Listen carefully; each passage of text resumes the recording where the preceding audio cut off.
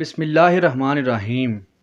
ناظرین، مسلمان دنیا کی وہ قوت ہیں جنہوں نے ہر دور میں بہادری، دلیری اور عقلمندی سے عظیم کارنامے سر انجام دیے اور پوری دنیا میں فتوحات کے بے مثال کارنامے دکھائے۔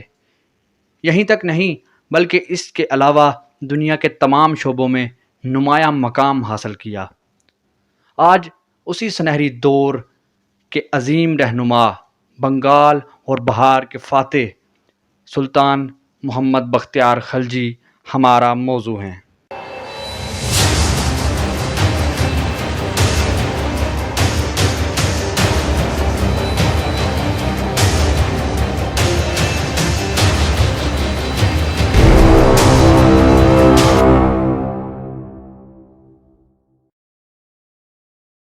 محمد بختیار خلجی افغانستان کے علاقے گرمسیر میں پیدا ہوئے۔ آپ کے والد کا نام بختیار تھا۔ مورخین کا کہنا ہے کہ محمد بختیار خلجی کا قد چھوٹا تھا، بازو اتنے لمبے تھے کہ ہاتھوں کی انگلیاں پنڈلیوں تک آتی تھیں۔ اس کے علاوہ وہ بڑے دلیر، عقل مند، بہادر اور کام کرنے والے انسان تھے۔ اپنی دلیری ہی کی وجہ سے انہوں نے فوج میں بھرتی ہونے کا فیصلہ کیا۔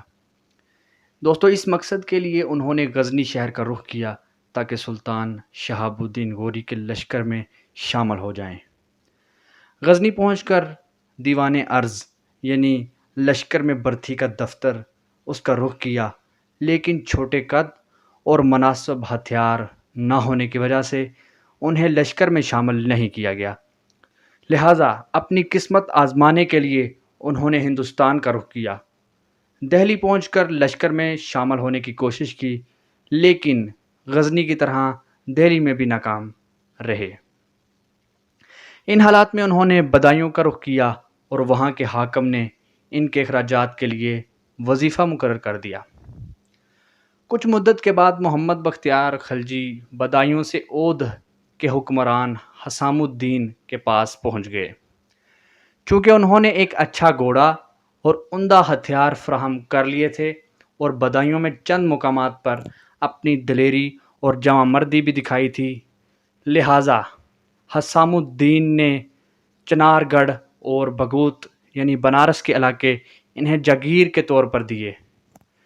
محمد بختیار بہادر تو تھے ہی، چند مہمات کے دوران خوب دولت حاصل کی اور اپنا ایک لشکر تیار کر لیا، یہاں تک کہ ان کی شہرت خوب پھیلنے لگی، جس کے نتیجے میں دور دور سے جنگجو ان کے پاس فوج میں بھرتی ہونے کے لیے آنے لگے۔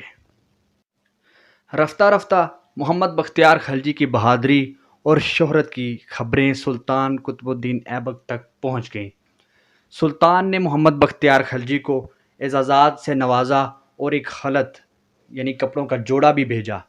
سلطان قطب الدین ایبک کے اس سلوک سے محمد بختیار خلجی کی حوصلہ افزائی ہوئی اور انہوں نے بہار پر حملہ آور ہونے کا فیصلہ کر لیا۔ بہار کے علاقے کا نام وہار تھا، جو بول چال میں بہار مشہور ہو گیا۔ محمد بختیار خلجی صرف 200 سواروں کے ساتھ قلعے پر حملہ آور ہوئے۔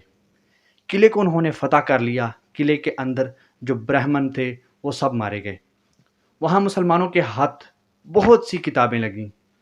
محمد بختیار خلجی نے جاننا چاہا کہ ان کتابوں میں کیا لکھا ہے۔ کیونکہ وہ مقامی زبان میں تھیں، پتہ چلا کہ وہ قلعہ دراصل برہمنوں یعنی ہندوؤں کے مذہبی رہنما کا مدرسہ تھا، اور مقامی زبان میں مدرسہ کو بہار یا وہار کہتے تھے۔ اس شاندار فتح کے بعد محمد بختیار خلجی کے ہاتھ بڑی دولت لگی، جسے لے کر وہ سلطان قطب الدین ایبک کی خدمت میں حاضر ہوئے۔ سلطان نے ان کی بڑی عزت افزائی کی اور ان کی آمد پر ایک جشن کا انتظام کیا۔ محمد بختیار خلجی کی اس شہرت سے سلطان قطب الدین ایبک کے امراء میں ان کے خلاف حسد پیدا ہوا، اس لیے کہ سلطان نے ان کی امیدوں سے بڑھ کر محمد بختیار خلجی کو عزت دی تھی۔ اور یہاں ایک انتہائی دلچسپ بات جو میں آپ کے ساتھ شیئر کرنا چاہوں گا دوستو، جشن کے موقع پر ایک ہاتھی سلطان قطب الدین ایبک کے سامنے لایا گیا۔ اس موقع پر سلطان کے امراء نے حسد کرتے ہوئے کہا، اس ہاتھی کا مقابلہ تو صرف بختیار خلجی ہی کر سکتے ہیں، یہ ایک تانا تھا جسے بختیار خلجی نے محسوس کیا اور ہاتھی کے ساتھ مقابلے کے لیے تیار ہو گئے۔ محمد بختیار خلجی نے اپنا ایک ہتھیار جو اوپر سے گول اور پتلا ہوتا ہے، اسے اس زور سے ہاتھی کی سونڈ پر مارا کہ ہاتھی بھاگ نکلا۔ محمد بختیار کی اس دلیری سے سلطان ایسا خوش ہوا کہ انہیں انعامات سے خوب نوازا۔ وہاں بیٹھے امراء بھی اس بہادری سے ایسے متاثر ہوئے کہ محمد بختیار خلجی پر انعامات کی بارش کر دی۔ محمد بختیار خلجی کی سخاوت اور دریا دلی کا یہ علم تھا کہ اس جشن کے موقع پر سلطان اور امراء سے جو کچھ بھی انہیں ملا وہیں ضرورت مندوں میں بانٹ دیا، صرف سلطان کا دیا ہوا خلعت اپنے پاس رکھا اور واپس بنگال کی طرف چلے گئے۔ محمد بختیار خلجی کی شہرت اور بہار فتح کرنے کی خبریں بنگال کے راجہ لکھمنیا اور اس کے امراء اور عوام تک جا پہنچی۔ راجہ کے مرکزی شہر کا نام ندیہ تھا۔ یہ خبریں سن کر راجہ کے درباریوں نے کہا، زمانہ قدیم سے یہ پیشگوئی چلی آ رہی ہے کہ ہمارا ملک ترکوں کے قبضے میں چلا جائے گا۔ وہ وقت چونکہ اب قریب آ گیا ہے، لہٰذا احتیاط کے طور پر ہمیں اپنا ملک خالی کر دینا چاہیے تاکہ ترکوں کے حملوں سے محفوظ رہ سکیں۔ ہماری گزارش ہے کہ راجہ کو یہ تجویز قبول کر لینی چاہیے۔ راجہ نے پوچھا، جو شخص ہمارے ملک پر قبضہ کرے گا اس سے متعلق تمہارے پاس کوئی نشانی ہے؟ برہمنوں نے کہا، نشانی یہ ہے کہ جب وہ شخص سیدھا کھڑا ہوگا اور ہاتھ چھوڑ دے گا تو اس کے دونوں ہاتھ گھٹنوں سے نیچے جائیں گے اور اس کے ہاتھوں کی انگلیاں اس کی پنڈلیوں کو چھوئیں گی، اور یہ ساری صفات اس محمد بختیار خلجی میں پائی جاتی ہیں۔ اس نے بہار کا قلعہ بھی فتح کر لیا۔ راجہ نے حکم دیا کہ چھان بین کرے کہ محمد بختیار خلجی میں یہ نشانیاں موجود ہیں۔ جب یہ نشانیاں ثابت ہو گئیں تو لوگ شہر چھوڑنے لگے۔ محمد بختیار خلجی کو بھی راجہ سے متعلق خبریں مل رہی تھیں، لہٰذا وہ اپنا لشکر لے کر ندیہ پر حملہ آور ہونے کے لیے نکلے۔ اس حملے کے وقت راجہ کھانا کھانے کے لیے دسترخوان پر بیٹھ چکا تھا۔ اسی دوران میں محمد بختیار حملہ آور ہوئے، شہر میں افراتفری مچ گئی۔ راجہ کو جب خبر ہوئی تو وہ ننگے پاؤں محل کے پیچھے دروازے سے بھاگ گیا۔ راجہ کا خزانہ، نوکر چاکر اور درباری سب محمد بختیار خلجی کے قبضے میں آ گئے۔ ندیہ شہر کے اطراف میں نظم و نسق قائم کرنے کے بعد محمد بختیار خلجی نے لکھنوتی شہر کو اپنا مرکز بنا لیا۔ لکھنوتی میں قیام کے دوران میں انہوں نے اپنے نام کے سکے جاری کیے، جگہ جگہ مسجدیں اور درسگاہیں تعمیر کرائیں۔ اس کے بعد ارد گرد کے علاقوں کا جائزہ لیا کے بعد تبت اور ترکستان پر حملہ آور ہونے کا فیصلہ کیا، اور اس مقصد کے لیے انہوں نے 10,000 سواروں پر مشتمل ایک لشکر تیار کیا۔ محمد بختیار خلجی اپنے لشکر کے ساتھ لگاتار سفر کرتے رہے، یہاں تک کہ وہ مردن کوٹ کے مقام پر پہنچے۔ مردن کوٹ سے متعلق تاریخ کہتی ہے کہ اسے ایران کے بادشاہ کرشاسپ نے اس وقت آباد کیا تھا جب وہ چین کے علاقے سے لوٹ رہا تھا۔ مردن کوٹ سے محمد بختیار ایک دریا کے کنارے پہنچے۔